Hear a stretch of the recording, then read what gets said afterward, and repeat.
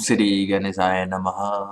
Lesson 3 में आज हम केपी एस्ट्रोलॉजी के कुछ मुख्य नियम के बारे में जानेंगे। उससे पहले आप लोगों ने इस चैनल को सब्सक्राइब किया है तो इस वीडियो को अच्छा लगे तो लाइक एंड शेयर कर सकते हैं और दूसरे के साथ शेयर भी कर सकते हैं। तो लेसन 3 में आज हम भाव कारकत्व के बारे में जानेंगे। भाव कारकत्व ज्ञात करने से तात्पर्य यह ज्ञात करना है कि किस विशेष भाव का फल कौन कौन से ग्रह देंगे। तो उसके लिए नियम है, कुछ नियम है, उनको हमें फॉलो करना है।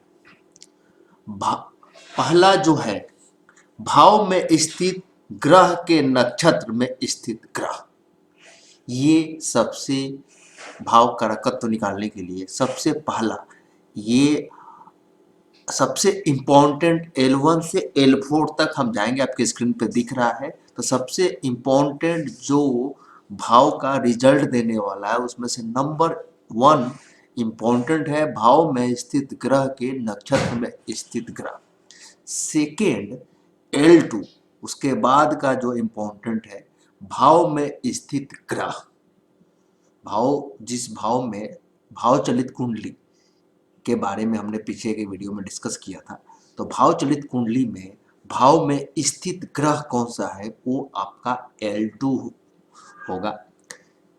L3 में भाव स्वामी के नक्षत्र में स्थित ग्रह, और L4 जो है भाव का स्वामी, मीन्स भाव का स्वामी, और L3 हो जाएगा उस स्वामी के नक्षत्र में स्थित ग्रह।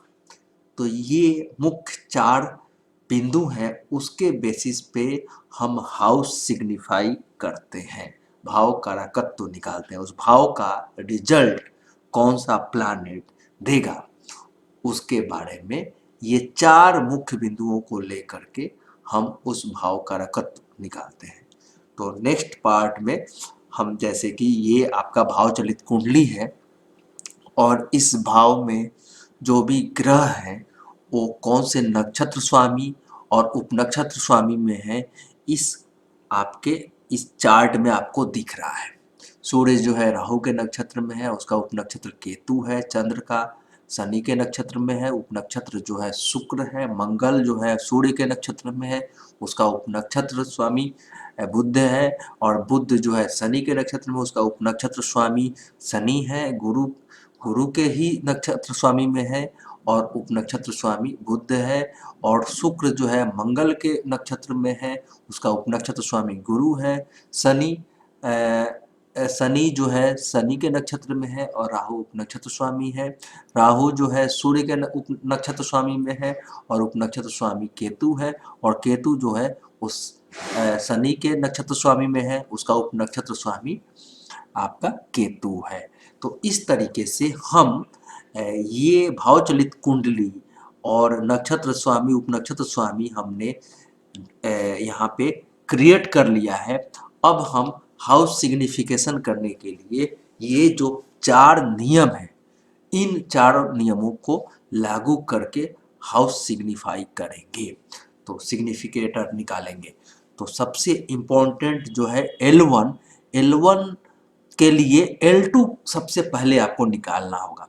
जैसे क्या है, भाव में स्थित ग्रह, ये जो भाव चलित कुंडली है इस भाव में कोई ग्रह है नहीं, तो कोई नहीं हमने लिख दिया, मत मीन्स इसमें कोई ग्रह है ही नहीं, तो इसका कोई ग्रह ही नहीं है तो सिग्निफाई तो करेगा नहीं।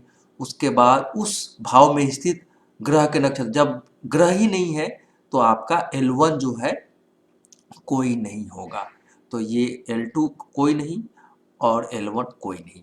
उसी तरीके से हम L4 निकालेंगे और उसका उपनक्षत्र स्वामी, भाव का स्वामी, अब भाव स्वामी के नक्षत्र, तो भाव का स्वामी कौन है उसी का हम वो निकालेंगे। अब देखिए L4 क्या है, आपका भाव का स्वामी, ये कन्या राशि है 6 नंबर, और इसका स्वामी भाव का स्वामी कौन है, बुध है। तो बुध को हम एमी मरकरी बोलते हैं, तो ये हमने यहाँ पे शॉर्टकट फॉर्म में लिखा है। तो L4 जो है आपका बुध है। और बुध, अब आप यहाँ देखिए बुध क्या किसी का उपनक्षत्र, बुध क्या किसी का नक्षत्र स्वामी बना है, नहीं बना है। अब देखिए इसमें बुध नहीं है, तो इसमें हमने L3 में कोई नहीं कर दिया। इस तरीके से सिग्निफाई, इस हाउस का सिग्निफिकेशन क्या करेगा, इसमें कोई नहीं कोई नहीं कोई नहीं, केवल बुध। तो इस भाव नंबर 1 का सिग्निफाई मर्क्यूरी करेगा। इस तरीके से सेकेंड भाव में क्या है, जुपिटर है। तो भाव में स्थित ग्रह कौन सा है, गुरु।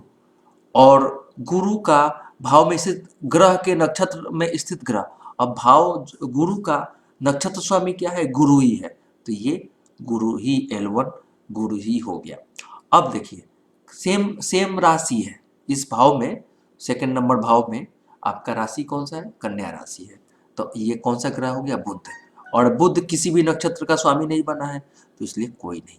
तो यहाँ पे आपके जो है गुरु गुरु और बुध, तो 2 बार रिपीट होगा, उसको सिंगल टाइम आप करेंगे। तो सिग्निफाई सेकंड भाव को कौन कौन से हाउस जो प्लैनेट सिग्निफाई करेगा, जुपिटर एंड मरकरी। इस तरीके से आप इसको फॉलो करेंगे, ये कंप्लीट आपको समझ में आ जाएगा। उसी तरीके से 1 बाय 1 हमने पहले L2 निकालेंगे, फिर उसके बेसिस पे उसका नक्षत्र स्वामी निकालेंगे L1, और फिर L4 निकालेंगे भाव का स्वामी, उस भाव कौन से राशि का है, और उस तरीके से ये निकाल करके सारे ये प्रथम भाव से लेकर के 12वें भाव तक का ये सारे सिग्निफिकेटर निकल गए। रिपीट नहीं हो, जैसे 2 प्लैनेट 2 बार आ गया, शुक्र 2 बार आ गया, तो एक ही बार हम शुक्र को वीनस बोलते हैं इंग्लिश में, इसके लिए मैंने WE लिखा है। तो इस तरीके से ये आपका भाव कारकत्व तो निकल जाता है, और उसके बाद हम इस भाव कारकत्व, इस टेबल नंबर 2 के मदद से हम इजिली कौन सा ग्रह कौन कौन से भाव को देख रहा है वो हम निकालते हैं। जैसे सूर्य जो है, सूर्य कौन कौन से भाव को देख रहा है वो हम यहाँ पे नोट करेंगे, 9, 10 एंड 12। आप देखिए सूर्य कहाँ पे है, 9 नंबर को देखिए, यहाँ आ गया। ये सिग्निफिकेटर क्या है, सूर्य 9 नंबर को देख रहा है, 9 नंबर को, 10 नंबर को भी देख रहा है, सिग्निफाई कर रहा है, और आपका 12 नंबर को भी सिग्निफाई कर रहा है।